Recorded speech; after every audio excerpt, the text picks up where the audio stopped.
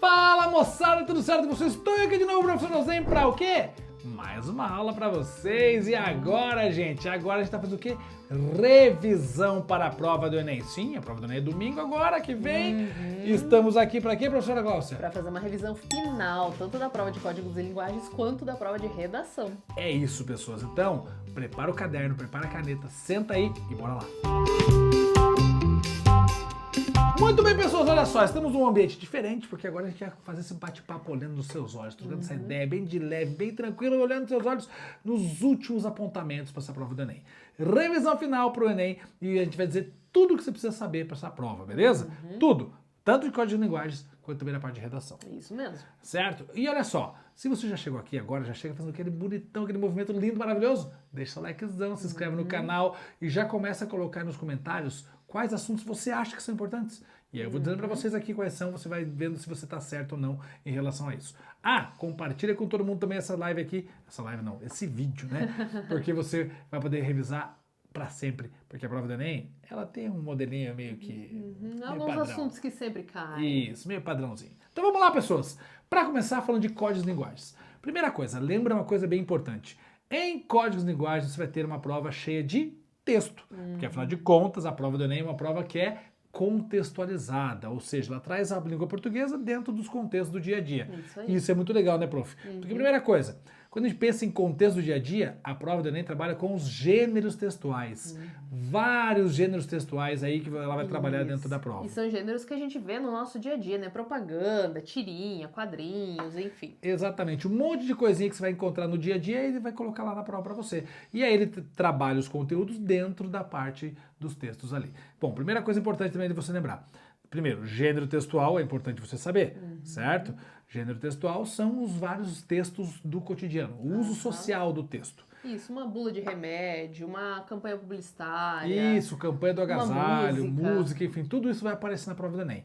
Outra coisa importante, o que é texto, afinal de contas? Texto, gente, é toda e qualquer estrutura que constitua a comunicação. Pode ser com palavras ou não. Se eu fizer isso aqui pra você. Isso é um texto, porque eu entendi o que ela disse.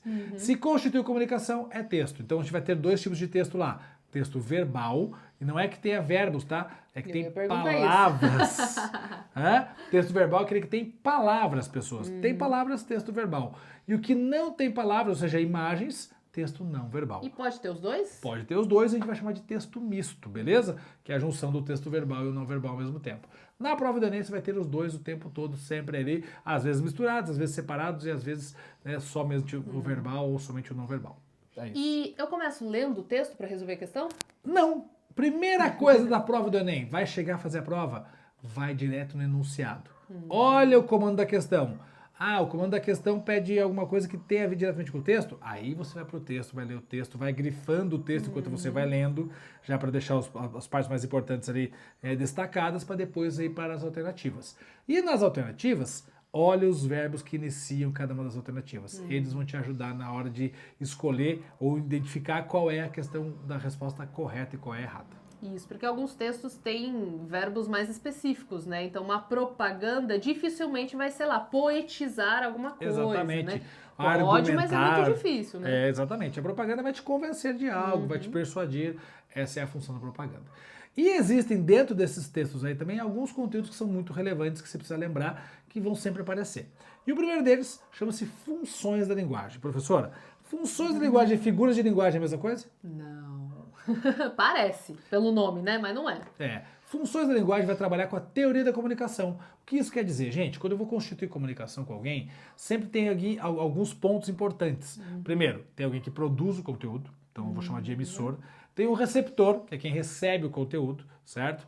E aí eu tenho o assunto tratado, certo? Eu tenho a mensagem que eu estou trabalhando, eu tenho o código que eu estou utilizando, eu tenho o canal de comunicação. Ou seja, eu tenho 6 elementos que constituem essa construção da comunicação. E são esses elementos que serão cobrados na parte de funções da linguagem. E aí, assim, gente, todo texto tem esses elementos. Porém, de acordo com o texto, eu vou evidenciar um ou outro desses elementos aqui. E aí, se eu vou evidenciar, por exemplo, o emissor, eu tenho uma função da linguagem. Se eu evidenciar, por exemplo, o receptor, eu tenho outra função da linguagem. Mas eu posso ter um texto que tenha mais de uma função, professor? Claro, os textos podem aparecer com mais de uma função, até misturadas às vezes. Mas sempre vai ter uma que predomina, né? Exatamente. Aí no Enem você vai entender isso. Lá eles vão tirar aquela parte, ó, predomina qual função da linguagem aqui. E aí você precisa entender. Então a gente vai falar rapidão aqui cada uma delas. Vamos passar pelas 6 funções da linguagem para você entender como funciona e não ter mais dificuldade com isso, certo? Bom, primeira coisa. Função da linguagem aí, a primeira delas é a função referencial. A referencial, gente, vai trabalhar com a linguagem denotativa, ou seja, seu sentido literal, e objetiva, informativa. Professora, que textos trazem informação?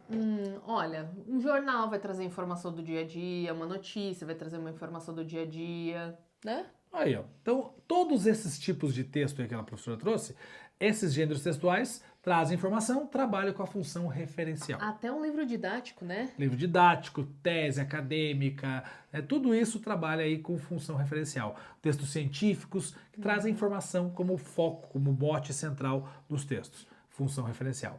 Então, apareceu esse tipo de texto lá no Enem, função referencial. Mas eu tenho uma pergunta, prof. Eles vão perguntar de maneira muito técnica ou eles vão trazer um texto para me mostrar ali essa função? Exatamente assim. Eles fazem exatamente tudo contextualizado. Então, vai trazer o texto, beleza? Dentro desse texto, ele vai ter lá a função referencial, ele vai mostrar como funciona a função referencial e vai te perguntar sobre ela. Inclusive, em algumas questões, o Enem explica o que é a função referencial no próprio enunciado. Se você não lembrar, ele explica. É bem fácil, é bem tranquilo. Legal. Então é muito de boa. Tranquilo? Função referencial. Outra importante, função emotiva. Por quê, professor? Porque ela é emoção pura, né? Não, função emotiva vai trabalhar com o foco no eu, ou seja, no emissor. Né? Ela pode ser chamada também de função expressiva, que é a mesma coisa, emotiva ou expressiva. Então trabalha com foco em quem está produzindo o texto. É quando você faz um texto que não é para o outro ler, é só para você mesmo. Sabe um texto de desabafo, um relato pessoal? Quando eu escrevo alguma coisa sobre você que eu não quero que você leia, por exemplo? É. Eu escrevo, na verdade, sobre mim, né? O que eu tô sentindo, mas eu não quero que você leia. Isso, é quando ela tá tipo meio magoada, sei lá. E ela escreve só para ela para desabafar. Então esse texto é um texto aí que tem a função totalmente emotiva. Né? Ela é mais subjetiva, ela é mais trabalhada na subjetividade porque tem a ver com a primeira pessoa, com quem está escrevendo. E, inclusive vai ter primeira pessoa sempre, então você vai utilizar ali a primeira pessoa na sua escrita, no seu discurso, e isso é importante também. Tudo isso dentro aí desses gêneros textuais, não, desse texto, dessa função da linguagem, beleza? Função emotiva. Aparece no Enem? Aparece. Especialmente quando você pega lá uma poesia. A poesia também tem muito da função emotiva. Ah, professor, mas não tem também a tal de função poética? Tem. A função poética é uma outra função da linguagem, mas ela pode aparecer misturada com as outras, sem problema nenhum, tá? Inclusive, eu vou aproveitar e já vou falar da função poética. A função poética vai se preocupar com a beleza, com a forma, com a estética da mensagem, entendeu? E aí o foco dela é a beleza. E daí ela vai usar muitas figuras de linguagem, ela vai usar a linguagem figurada, ou seja, no sentido conotativo. Pode ser aquele poema que eu olho e ele faz me forma, uma imagem. Também, assim. também. Até em forma de imagem mesmo. Eu posso ter uma imagem que tem lá um livro sendo uma pessoa de dentro, enfim. Essas questões todas têm a ver com a função poética. Preocupa-se com a mensagem, com a estética da mensagem, tá? Função poética também. Tem muita poesia no Enem, porque o Enem trabalha tanto a função poética dentro da poesia, quanto também a parte da literatura. A parte da literatura, eles trazem muitos textos literários e trabalham em cima ali a parte de compreensão de texto. Beleza? Beleza. Show de bola. Aí, além da função poética, eu tenho também a função fática. Essa aqui é mais rara no Enem, quase não aparece, porque a função fática trabalha com o quê? Com o ruído. Isso, ó. Alô, oi. É igual os maias, os astecas e os incas faziam. Alô? Eles falavam assim no telefone. Então, esse alô é um teste do canal de comunicação, que é a função fática, é o ruído. Sabe quando você vê aquele amigo do outro lado da rua e fala, op! É isso, função fática, beleza? Função fática faz essa função aí de testar o canal de comunicação, esses ruidinhos aí.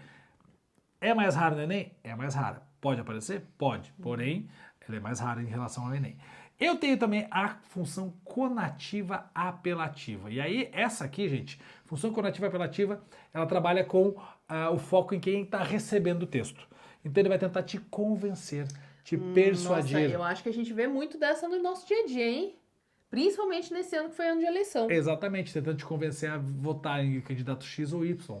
Campanha também, campanha de vacinação, campanha do agasalho, campanha de doação de alimentos, tudo isso está te convencendo a fazer É dar algo. uma propaganda, né? Compre isso, né? Propaganda, olha aí. Outra coisa importante da função conativa é o verbo no imperativo, dando uma ordem. Verbos no imperativo, dando ordem, também é função conativa. Inclusive, aparecem questões no Enem trabalhando os verbos. Tanto perguntando se é verbo no imperativo, o tempo verbal, o sentido do verbo. Pode aparecer também questões no Enem em relação a verbo. Então, tudo que eu estou te falando aqui, vai anotando aí, gente. Vai anotando. Se precisar pausar, pausa, volta, assiste de novo. Vai anotando, porque tudo isso é importante para essa reta final, tá bom? Além disso, função conativa, então, vai influenciar, vai tentar te convencer, vai te persuadir usando aí o verbo no imperativo. E eu tenho a função metalinguística. A metalinguística vai tentar fazer o quê? Trabalhar o código sobre o próprio código. Como assim, professor? Então, por exemplo, tem uma poesia que ensina a fazer poesia. É uma poesia que fala da poesia. Um teatro encenando uma peça de teatro. Uma música que fala de música? Uma música que fala de música. Tudo isso é essa parte mais cíclica, né? Elíptica aqui. Isso é a parte da metalinguagem. Então, metalinguagem é o código sobre o próprio código, beleza? Isso é a tal da metalinguagem. Tendo dito isso, metalinguagem é outra das funções da linguagem que o Enem ama. Direto, coloca questões lá. Professor, como é que ele vai trabalhar a função da linguagem? Vai trazer o texto, vai colocar um trecho lá e vai falar assim, ó, qual a função da linguagem está evidente aqui? Ou você precisa saber da função da linguagem para compreender aquele texto. Tá? Isso é importante também. Então, funções de linguagem sempre aparecem para vocês na prova do Enem, porque faz parte da teoria da comunicação, e como o Enem é cheio de texto, você vai ter, então, muita função da linguagem aí, beleza? Tranquilo, prof? Tranquilo. Maravilha. Inclusive, depois dessa nossa aula aqui, se você quiser, vou deixar aqui no card, tem uma aula só de funções de linguagem para você poder assistir aqui também, tá bom? Beleza? Agora, outro conteúdo importantíssimo, variação linguística. Todos os anos caem, todos os essa eu vejo anos. muito, hein? Porque variação linguística vai para a prova do Enem, que é uma prova que é a nível nacional, gente. E aí ela vai trabalhar com essa variedade da língua. E a língua pode variar em 4 pontos. Primeiro, variação histórica, em relação ao tempo. Variação regional, que é de acordo com a região do país. Variação social, que é de acordo com os grupos sociais. E variação de estilo ou situacional, que é de acordo com a situação de uso da língua, beleza? Então, nós vamos ver rapidinho como funciona cada uma delas, porque depois no final eu deixo também o link para a aula completa de variação linguística. Então, variação linguística, quando eu falo que ela é histórica, é de tempo. Com o passar do tempo, ela vai se transformando, a língua se transforma. Só a gente pensar, né, prof? Lá em 1500, 1600, a língua portuguesa era a mesma que se fala hoje? Acho que não, né? Por exemplo, não existia você lá em 1600, 1700, Era né? vossa Vossa mercê. mercê, Vossa vós mercê. mercê. É exatamente. Essa evolução da língua também não, está dentro da parte da variação linguística histórica. Então ela tem a ver com a variação da língua em relação à escrita, também a fonética também, beleza? Então tudo isso faz parte do processo natural, né? Vai passando o tempo, a língua vai evoluindo de acordo com os falantes e ela vai se transformando. Variação linguística histórica. Como é que aparece no Enem? Vai ter um texto com uma linguagem mais antiga e vai trabalhar em cima disso a variação linguística histórica, certo? Outra coisa importante, variação linguística regional, e essa é a que mais cai, né? Eu adoro essa, porque a gente vai pros lugares e a gente fala que a gente come cachorro quente com vina e ninguém entende. Por quê? Porque vina é só aqui em Curitiba, né? Vina só aqui em Curitiba, porque o resto do Brasil come cachorro quente com salsicha. Eu já ouvi história de gente que fala assim, ai, você quer quantas vinas? Nenhuma. E aí o cachorro quente veio só com molho. Só a com pessoa pão? não... É, porque a pessoa não sabia que vina era salsicha. Ah, né? Se você vier pra Curitiba, então peça cachorro quente com vina. Pelo menos 2, pra ficar bom o cachorro quente. Então, olha só, isso é importante, né? Que é essa variedade da língua de acordo com a região do país. Vamos lá, exemplos clássicos. Mandioca, aipim, macaxeira. 3 nomes para a mesma coisa. Mas qual que é o certo? Não tem certo e errado aqui, né? De acordo com a região do país, tem um dos nomes que vai ser utilizado para a mesma coisa e não tem certo e errado, tá tudo sob controle aqui. Beleza? Então, variação linguística regional. Como é que vai cobrar o Enem? Vai pegar um texto regional de alguma região do país e vai trabalhar dentro da questão. Pode ser uma compreensão de texto a partir do contexto que você vai entender ali, pode ser até um vocabulário, certo? E é assim que a prova aparece lá para vocês, assim que a questão do Enem aparece para vocês, beleza? Por isso que o contexto importa tanto nesse caso, né? Exatamente. Todas as vezes que você vai trabalhar com alguma coisa que você não conhece, é o contexto que vai determinar como você vai resolver a questão, beleza? Então, variação linguística histórica, variação regional. Além da regional, temos a social, que é muito importante também. Variação linguística social é o quê? Quando você trabalha com a região com a região, ó. Você trabalha com os grupos sociais. Grupos sociais quer dizer o quê? Eu e a prof aqui fazemos parte de um grupo social chamado professores. E existe uma linguagem própria dos professores. Então, todos os grupos sociais têm uma linguagem própria dentro daquele grupo social. E só vai entender quem faz parte daquele grupo. Então, tem os médicos que têm linguagem própria, tem os engenheiros, tem os advogados com juridiquês, tem os gamers, tem os nerds. Todo mundo tem uma linguagem própria. E aí, essa linguagem própria é a variação linguística social. Que quem faz parte daquele grupo entende. Quem não faz, não entende, tem que perguntar para alguém do grupo para compreender melhor. Exatamente. É isso, prof.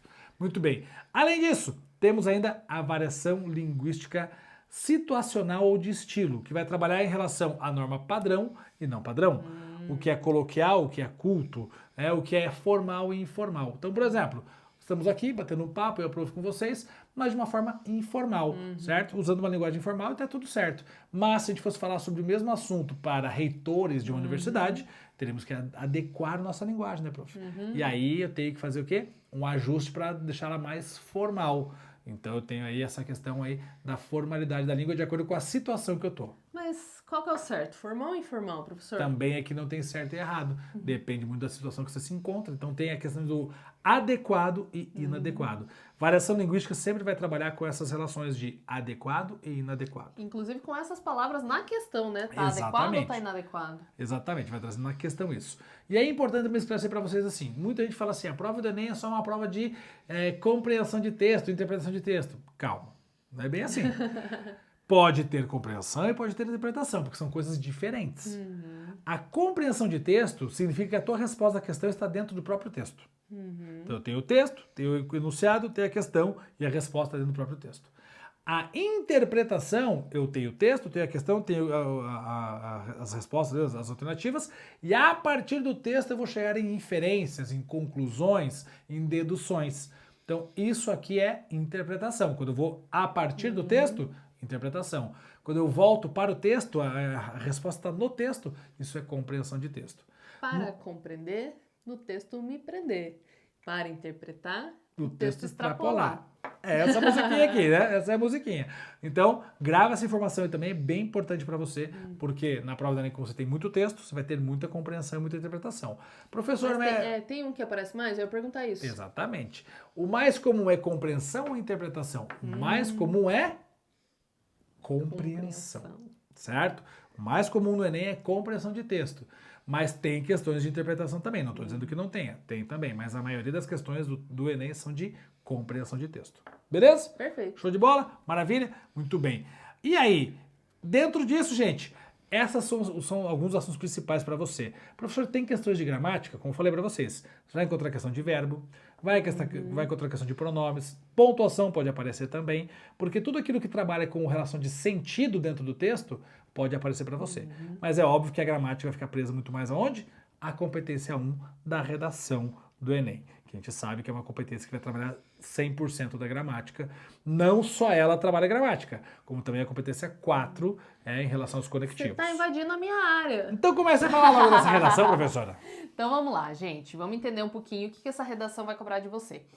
O Enem cobra de você um texto dissertativo argumentativo. O que isso quer dizer, né? É um texto que vai trazer um tema dado pela frase temática em que você precisa defender uma opinião por meio de argumentos e é uma das únicas provas que eu conheço que pede uma proposta de intervenção, mas a gente vai falar mais dela lá na competência 5, tá? Então você precisa fazer um tema em que você debata você precisa fazer um texto em que você debata um tema de maneira aprofundada por meio ali de argumentos, tá? Você precisa convencer o seu corretor de que aquilo que você está dizendo está certo.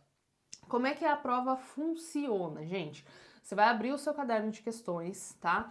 A frase temática é aquela que está junto lá do enunciado da redação, tá? Então você vai ter lá a proposta, a frase temática, que normalmente é desafios para alguma coisa, e aí você vai ter lá os textos motivadores. Tá? Para que servem os textos motivadores, professor? Para te motivar a escrever. E lembra que eles têm uma ordem justamente com o objetivo, né? O primeiro normalmente vai explicar o tema, o segundo e o terceiro normalmente vão trazer dados e o último vai te dar uma ideia de proposta de intervenção.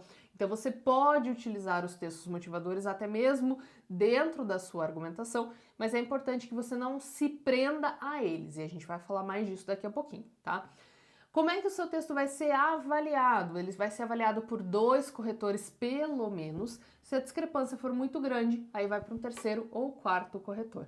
Por isso que a nota não é dada apenas por uma pessoa, né, professor? Exatamente. E é isso que deixa a prova do Enem muito ajustada em relação à sua nota. Então não tem essa, o corretor está me perseguindo. Não. São 2 corretores e ainda se as notas são muito discrepantes, tem o 3º corretor. Se o 3º corretor não resolver, tem o 4º corretor. Então, o sistema de correção do Enem, ele é muito bom, muito organizado. Isso. Cada competência vale 200 pontos. Somando as 5 competências, você tem os 1000 pontos. E os níveis ali de avaliação vão de 40 em 40. Por isso que a sua redação não ganha, por exemplo, assim, 910, 915, sabe? Porque se pontua de 40 em 40. O aluno que tira, por exemplo, 980 é porque um corretor deu nota 1000 e o outro corretor deu 960. E aí a média fica 980, tá? Beleza até aqui? Show de bola, tranquilaço. E aí vamos para as competências. São 5 competências e eu não pretendo me aprofundar aqui, mas é mais para que você saiba o que vai ser corrigido dentro da sua redação. Até porque, prof, aqui no canal tem tudo já, né? Tem tudo, tem vídeo aula só das competências, tem só da competência 1, só da competência 2. Vou fazer o seguinte, vou deixar a playlist de redação do Enem para vocês aqui, para vocês assistirem depois. Isso. Então vamos lá, competência 1, o professor Noslen já começou a falar. É a competência que vai tratar da norma padrão, ou seja, acentuação, pontuação, estrutura da frase. Ortografia.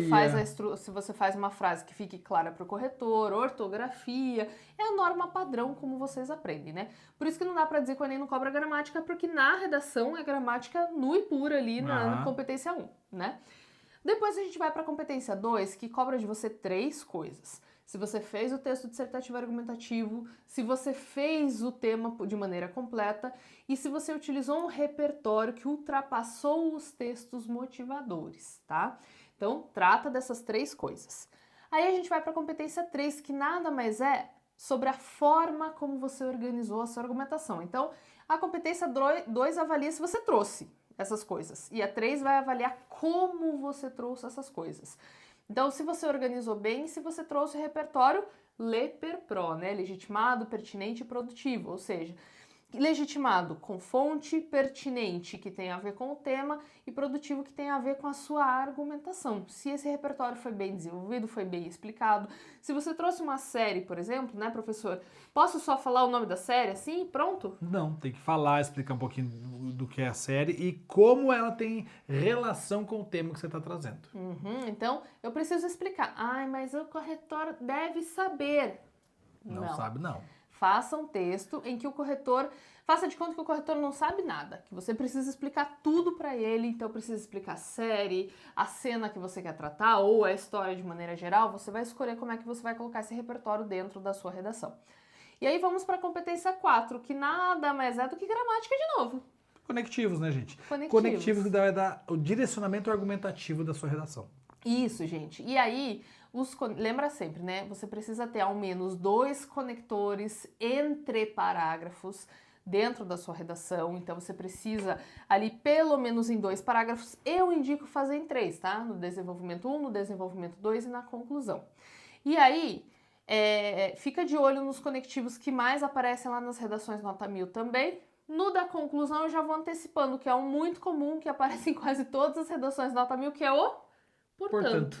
Então, lá na conclusão você pode usar o portanto para começar a sua redação. Vai finalizar a sua redação. Isso, e é legal que você utilize também conectores dentro dos parágrafos, né? E quanto à repetição, você pode repetir, mas lembre sempre que possível, é legal você trazer conectores diferenciados ali, sempre de acordo com a ideia que você quer trazer, né, professor? Isso, senão vai lá, tem o mas, porém, contudo, no entanto, todavia, tem a mesma ideia. Mas se você dentro dessa ideia mudar, sei lá, em vez do mas, colocar, sei lá, então...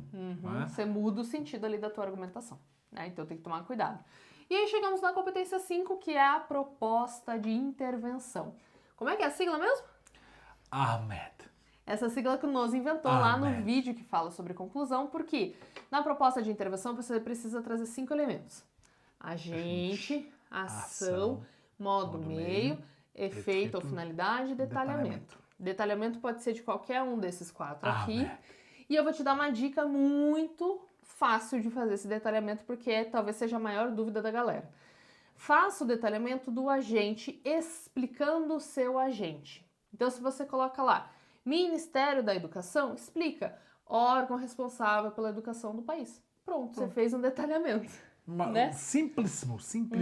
Muito simples. Então, se você precisar de uma dica agora dessa reta final, reta final mesmo, essa é uma das melhores. Isso. E aí usa também os conectores para trazer a tua proposta de intervenção. Então usa por meio de para fazer o seu modo meio, usa a fim de para mostrar a sua finalidade. Porque pensa que a correção de redação, ela é um checklist. O corretor vai olhar lá, competência 1, 2, 3, 4, 5. E aí vai dar nota em cada uma das competências. Quanto mais evidente as informações estiverem para o corretor, melhor. Quanto mais claras essas informações estiverem, melhor, tá? E aí, principais motivos pelos quais você pode zerar a sua redação, que eu sei que não é o seu caso, mas é só para você tomar cuidado. Fuga ao tema, então se você não tratar ali da frase temática, né? Ah, mas eu tratei de alguns elementos. Você não vai fugir do tema, você vai tangenciar, como a gente fala. Mas é importante que você trate de todos os elementos da frase temática, né? Das principais palavras. Então, se as palavras são, por exemplo, né, persistência da violência contra a mulher na sociedade brasileira, você precisa tratar de persistência, violência, mulher e sociedade brasileira. Tá? Lembrando que o tema sempre vai ser um tema de problemática social do Brasil e não de fora do país. Não existe essa possibilidade. Ah, vai cair aqui a guerra da Rússia e da Ucrânia. Não. E, além disso, é um tema que não seja extremamente polêmico, tá? Até porque senão a correção da redação fica muito difícil de ser feita. Então pense assim, que temas extremamente polêmicos que vêm aparecendo por aí, que muita gente vai dar, eu acho que vai cair isso porque é muito polêmico. Se é muito polêmico, tende a não cair, tá? Sim. Porque senão a correção da redação fica muito dificultada lá para os corretores. Depois, cópia. Prof, posso copiar os textos motivadores exatamente como eles estão lá na prova? É claro que não! Você precisa modificar, você precisa parafrasear os textos que estão ali. Lembrando, você pode usar os textos motivadores, mas não se prenda a eles. Não só eles, né? Também alguma coisa de fora, tá? Algum elemento externo.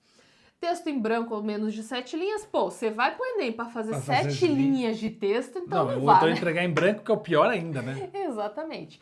E para isso você precisa se programar, gente. Então, o que eu indico você a fazer? Chega na prova, abre o caderno ali de redação, olha o tema, faz o seu projeto de texto, faz o seu rascunho, né?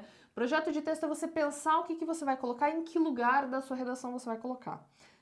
Filme tal, Constituição, por exemplo. Aí você pensa em onde essas coisas vão ficar. Faz o seu rascunho, que é a primeira versão da sua redação.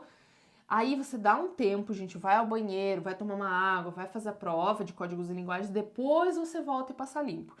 Porque esse distanciamento que você dá para sua prova de redação pode te ajudar. Porque às vezes a gente escreve, fica ali em cima da redação e não vê algumas coisas que a gente errou. Passa batido coisa simples às vezes, Isso, uma coisa que você sabe, a situação que você sabe. E aí quando você dá um tempo e você volta para a redação, você olha e fala, nossa, como é que eu errei isso aqui? Então, esse distanciamento é importante. E óbvio, sempre ficando de olho ali no tempo que você tem para passar limpo, né, no tempo de prova que você tem, tá? Depois, texto ilegível. Prof, mas eu tenho letra feia. Mas não dá para ler? Se der para ler, mesmo letra feia vai, entendeu? Isso, mas lembra que o seu texto vai ser escaneado, tá? Então você precisa fazer uma letra que seja bem legível, acentos bem colocados, não dá para fazer alguma coisa muito só, passou ali a caneta, pontinho, né? Nem aparece se escanear. Porque como a redação vai ser escaneada, precisa tudo ficar muito evidente lá para o corretor. Depois, posso fazer um emoji na minha redação para o corretor ficar feliz? Claro que não. Porque desenhos vão invalidar a sua redação, vão te dar nota 0. Mas posso assinar ou posso xingar o corretor também? Claro que não. Também não. Se quiser zerar, você faz isso, né? Mas não... E não pode fugir do tipo textual. Não posso fazer um poema, uma notícia de jornal. Uma narrativa, contar uma história. Tem que ser um texto dissertativo argumentativo. Então, já falei sobre isso aqui, mas só relembrando. Abra o caderno de questões, leia a proposta de redação, leia a frase temática, leia os textos motivadores, porque eles vão direcionar a sua escrita, né? O texto lá, uma das provas de redação do Enem, caiu publicidade infantil para crianças. A galera não lê os textos motivadores, muita gente, e fez publicidade infantil com Com crianças. E aí, né, perdeu muita nota por isso. Então, os textos motivadores são importantes porque eles vão nortear a sua escrita.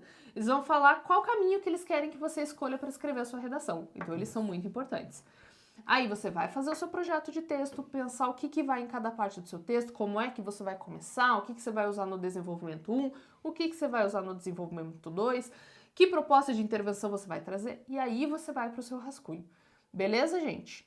É isso. Fechou. Maravilha. Agora sim, com essa revisãozona aqui, vocês vão ter plena consciência do que precisa fazer nessa reta final. Vai com tudo. Assistam mais algumas aulinhas que eu já deixei para vocês no card aqui. E olha... Isso, eu já vou deixar mais um card aqui antes da gente terminar, que é a redação nota 1000. Isso, redação nota 1000 tá aqui também, já clicar, já assiste aí e vai com tudo, arrebenta nessa prova, vai com confiança, acredita no processo que você construiu durante todo o ano, tudo que você estudou, acredita em você, porque a gente acredita em você, mas você também precisa acreditar em você, certo?